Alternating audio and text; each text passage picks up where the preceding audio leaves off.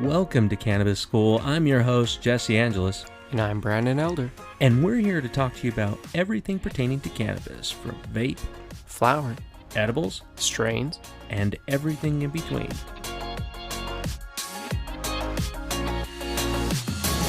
This is a delightful show brought to you by... George Jetson. And Jet Filtration System. Oh, man, this is a great bong, guys. Even though they stopped talking to us because they are so busy, they're fulfilling orders for you. Yeah. So make sure to go get your George Jetson, or whatever you want to call it. I really want them to make a small one, and we'll call him Leroy. An itsy-bitsy one, right? Yeah. His boy, Leroy. So today we are smoking Delicata Grapes. We are. Delicata Grapes has been a real treat, and here's why. I'll tell you why. The first time I smelled it, Brandon opened up the jar, and it smelled like dried fruit. Oh, yeah. Almost like dried apples a little bit? Yeah. Oh, my gosh, dude. The fruitiness in the aroma, it almost, dude, literally, I wanted to eat it. Oh, it was the most, one of the most but delicious smelling strains. Yes. Like, I was going to say key lime pie that just smelled like key lime. That's so hard to beat. But this was fantastic. Oh, my gosh. It's been a while since I've had that delicious of a smell of a strain. Yeah. Like, a lot of the other ones have been like, oh, they're really good, or like you get these notes, but that just amazing. Yeah, and from my understanding, this is an indica-leading hybrid. Yeah. It's with Great Nana and Gelato number 33. Yeah. Oh, my gosh. I'll tell you what, the first time that I got to be able to utilize this amazing strain, man, I felt great for an indica-leaning, very clear, very happy. Oh, a very happy strain. I love it. It puts me in the best mood. Does it make you sleepy or couch-locked feeling? No, it will. That's what it's known for. I know, that's really strange. Like, one night I just couldn't sleep. So, I went and talked to Lex, my AI companion, and I said, Lex, I've got these two strains. I'm sleepy and I've got a bit of pain in my intestines. What would I smoke out of these two to help me? And it said all the properties that are really great about them. Yeah. But it said, your bang for your buck, Delicata Grapes. And it was right.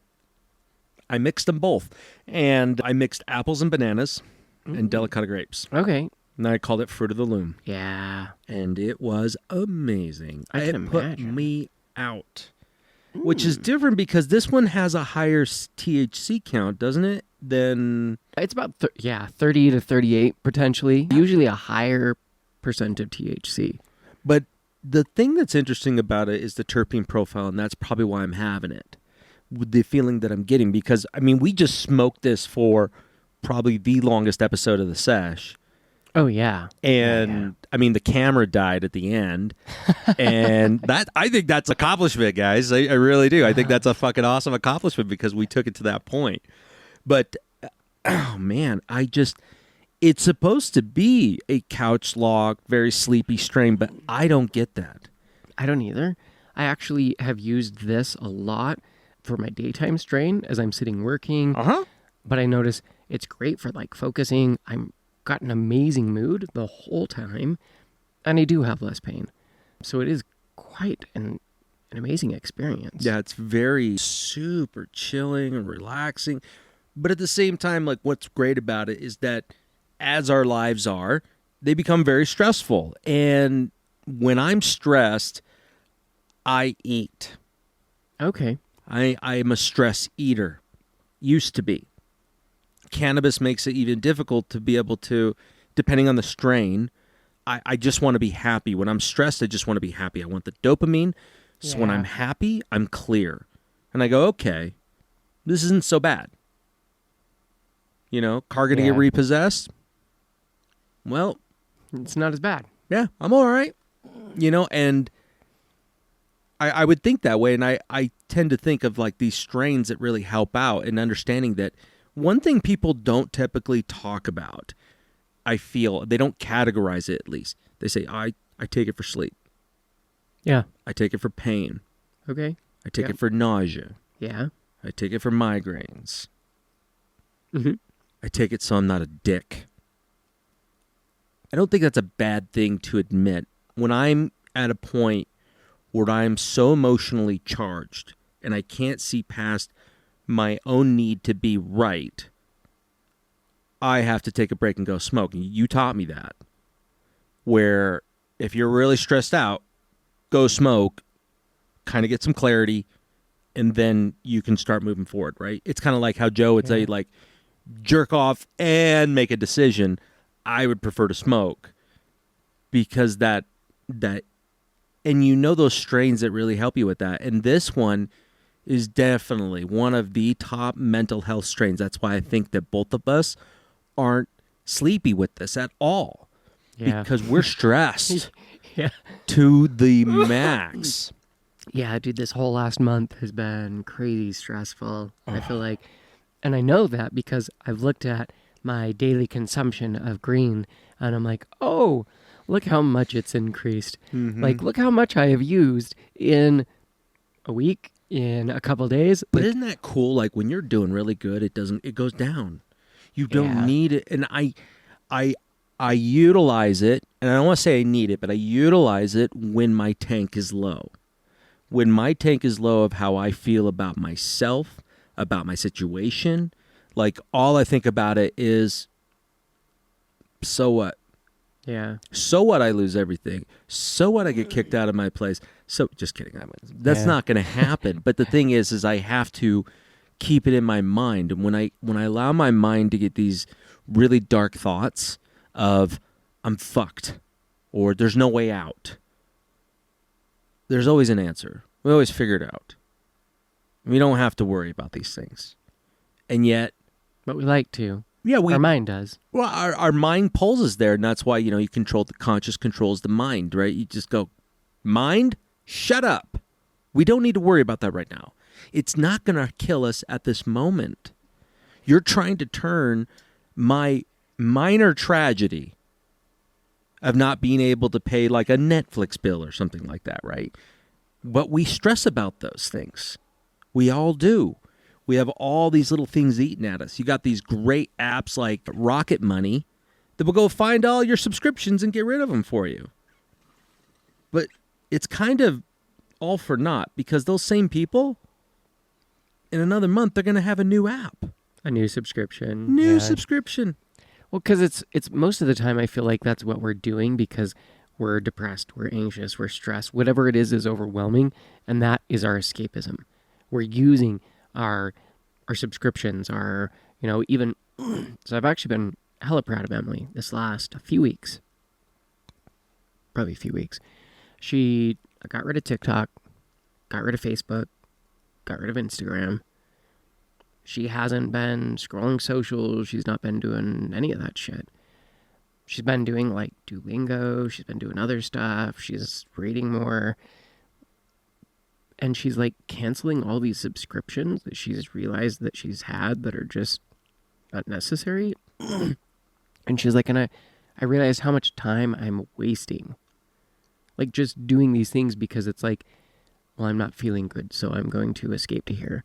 I'm going to do this. And she's like, and really, it's not actually fixing anything. But so she did that, and it's been weeks, and she's not using that. And I'm like, that's impressive for our generation, for like the type of world that we live in, where so many of us are literally just on our phones, attached to everything, oh, how many times a day do we check socials or, and I'm noticing I'm checking it less and less. And I only check because... honestly, like the only thing that pulls me back is the possibility of getting like a little side job on this little group.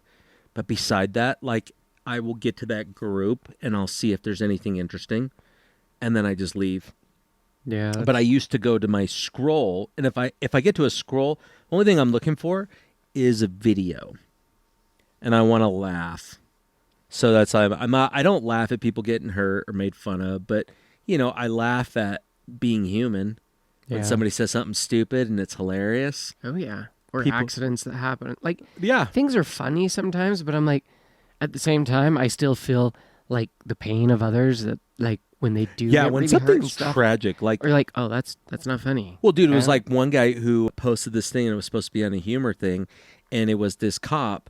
He was telling the person over there, he's like, "Look, I'm not gonna. Your license has been suspended. I'm not gonna impound the car. I'm not gonna take you to jail. I just recommend that you get this home right away." And bam, this other car just comes flying out of nowhere, hits the van, and throws the officer. And they were laughing at it. And The guy getting thrown? yeah, and the car getting hit. And all I just think is, like, people become so cynical that they wish ill upon somebody to that level. I think it's sick and twisted.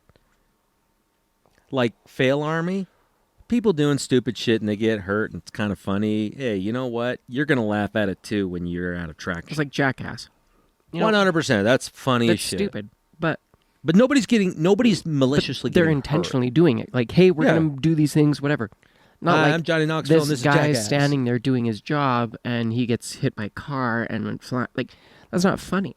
Nope. That's dangerous. That's harmful. If that was your family member, and I don't like cops, Yeah, you've had a lot of bad but I interactions. still wouldn't think that would be funny, because I No. still look at it and I'm like, That's that's a person. horrible. That person just got hit by a car.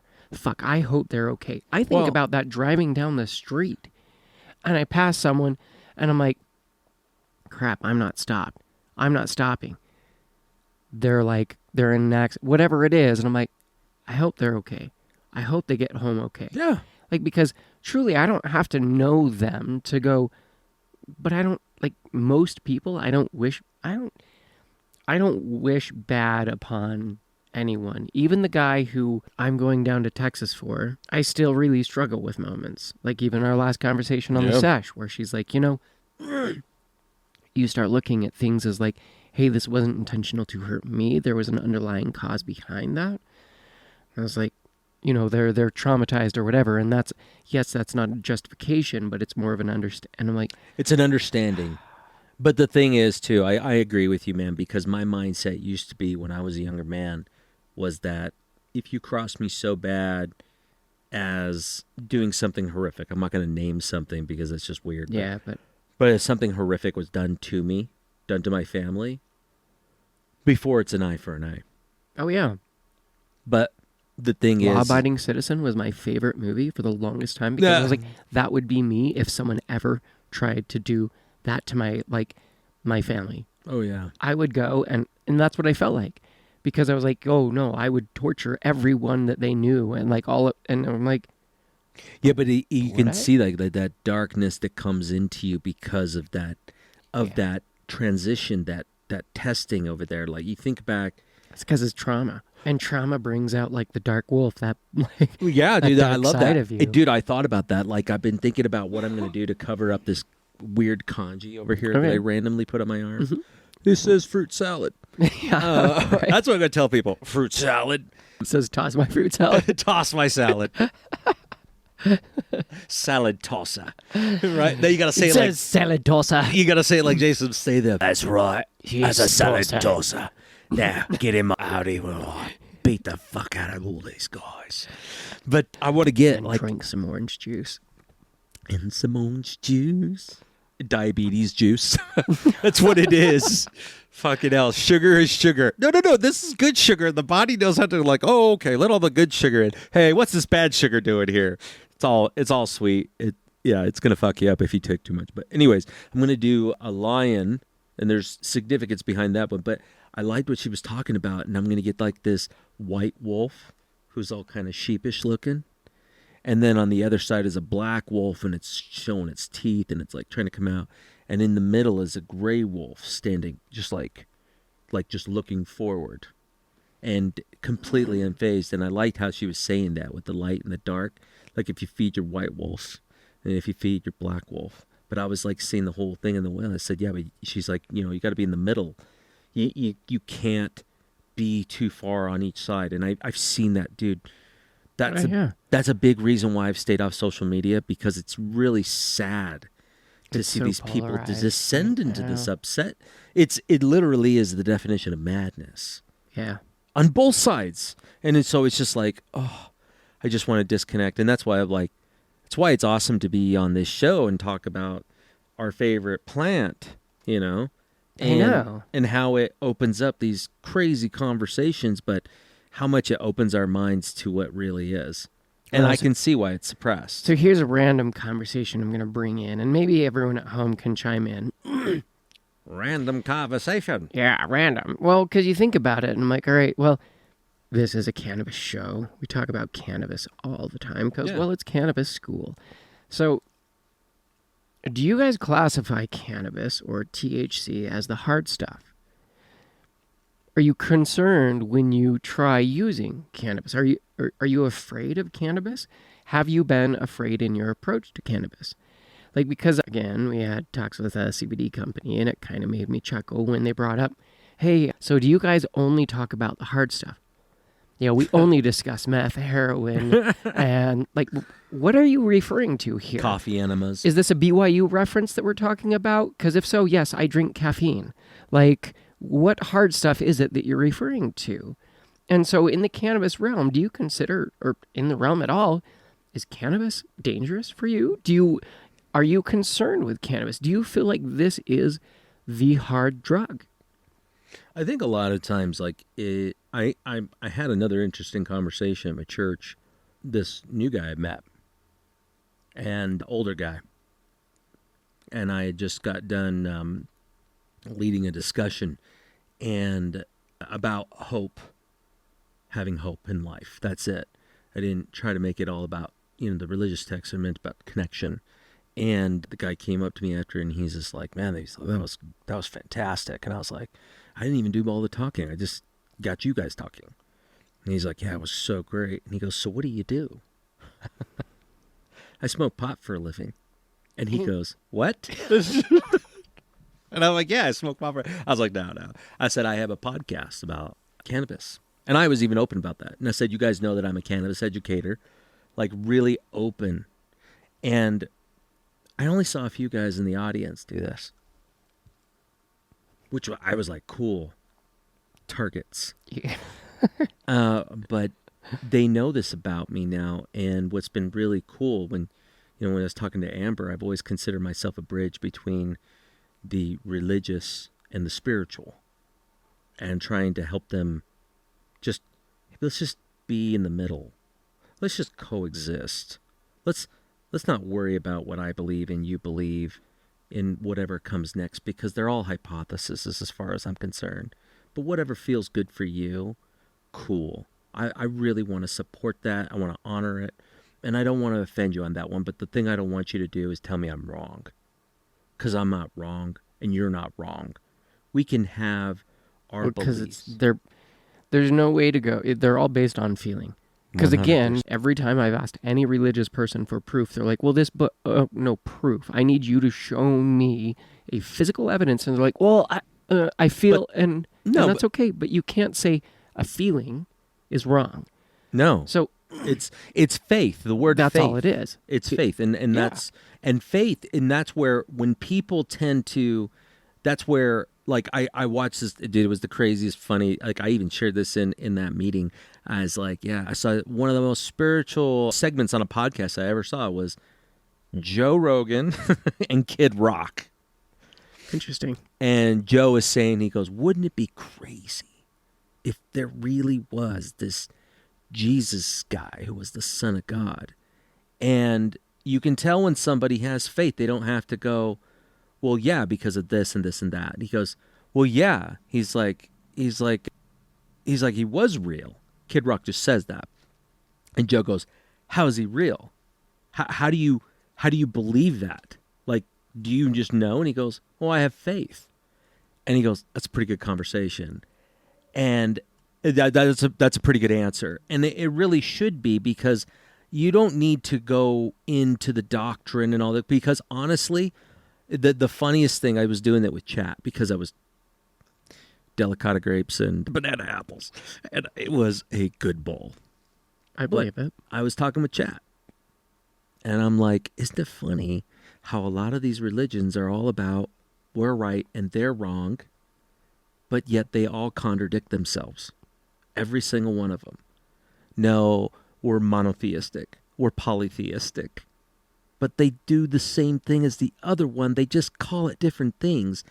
And I think it's just this weird thing that people get in there about being right. There's something about being right or being the one who got the right answer instead of, I would be more excited. It's like what you talk about in building a community, you know, on land out there, completely living on our own. And many of you think that, right? And we'll be setting up a fund later this week. Just kidding. Yep, but you can come join the Cannabis School community. Yeah, you just buy your plot and ours. You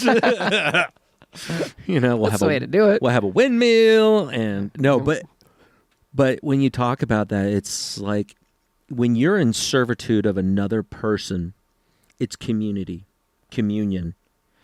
And communion is a very strong thing within a lot of religious faiths, is to be connected to one another. At least that's what's told. But how people still have this struggle inside to being right. I need to be right. Instead of just going, hey, that's cool. Like, for example, last night, my little brother, my Hanai little brother, Danny's little brother. Okay. He came over last night, and he did Wing Chun for a long time. I told you about that. And I haven't done Wing Chun. I haven't touched hands with somebody. That's what comments like, hey, when have you touched hands? That's when you hear it. And you know it's another chunner. And there's a thing called Lapsao? Yeah, no. Well, I'm going to script the name, right? Punsao, right? So you're going like, it's rolling arms, and what is a sensitivity drill? Now, it's good for sensitivity. Is it good for actual fighting? Maybe. But all of a sudden, he opens up and he traps my hands and elbows me right in the face. And all I did was he goes, I am so sorry. And I had the biggest smile on my face. And why I say that right now is that when I get to learn something that I thought I didn't need to learn anymore, now I'm excited. I'm like, oh, opportunity. Oh, it's like every time we race and I spin out in a corner, I laugh every fucking time. Yeah. It used to be frustrating. It used to be. And now I just laugh and I'm like, all right, what am I doing wrong? Yeah. I'm clearly gassing it too much, or I'm like, whatever I'm doing, there's something I'm doing wrong, which is fine. It's just an opportunity to learn and practice and get better. But I don't get mad now. I just laugh about it. I'm like, all right. Isn't that cool, though? That game really teaches you. I mean, this sounds super weird. Somebody's like, Jesse just compared Gran Turismo to life. To Wing Chun. But I think about it like when you're in a flow on a track, like we've been racing these Formula One racers, and they're so fun. They're like candy, though. If you do it too much, then you have this expectation that everything's supposed to be this awesome. Yeah. But it is a really cool car. And when you're racing it on, remember that last track that we did? Yeah. With the loops and stuff like that? It's intense. When it's in flow, like you remember that S curve that goes up and then it goes that big wide? Yeah. When you hit that just right, I downshift from 5 to 2, and I just let off my gas, and I coast around it going about 80, 90. But you notice when you brake too hard, you slow down too much. Yep. You got to pick up speed again. So it's kind of the metaphor of like good and all that other stuff is that it's like how Jocko finished it. If you guys go watch that video, it's pretty awesome. Or maybe I'll even like put it down. I'll give Brandon the link and you guys put it down there. But he said, good means that you're still alive. Good means that you're still capable. So get up, dust off, recalibrate, reload, and get back out there. And that's the thing, like, I take it every day, even when it feels like I feel it from my wife. And she is just, it's hard right now. Like you're feeling right now in your family. It's hard. And I feel it, but then I have to stop myself going, why feel guilty? That's just going to slow you down. Yeah. Get up, dust off. That's when I look at, all right, what can I do? What's going to make a difference? Yeah, reload. Yeah. And let's get back out there. Like, it's the fear. Is the mind killer. Yep. Yeah. I'm getting that here, dude. Yeah. Well, because it is. We watched the Dune TV show, and I was just like, it keeps reminding me of, like, we don't have to get stuck in this fear. We don't have to live in it. It's okay to let it wash over you, to let it pass and go, okay, this moment I am in. That fear is, I don't have to carry it with me. It can just come and go past, and I still stand. Yeah. Like, versus going, hey, I will remain. Yeah, and it's like, I don't have to hang on to that and go put this fear in my backpack to bring it with me in case I get fearful later. Well, fear can always come. You don't need to carry it around with you because it'll come in those moments, and then you go, okay, no, yes, I see this fear. I understand this. I feel that. Okay, now it's gone. Now I can go, what do I do in this moment? Fear is great, but what do I do to reload, react, move forward and progress? And, Yeah, it truly is. It comes down to why do I need to continuously beat myself up? Because I think that's the one thing that slows us down more than anything else.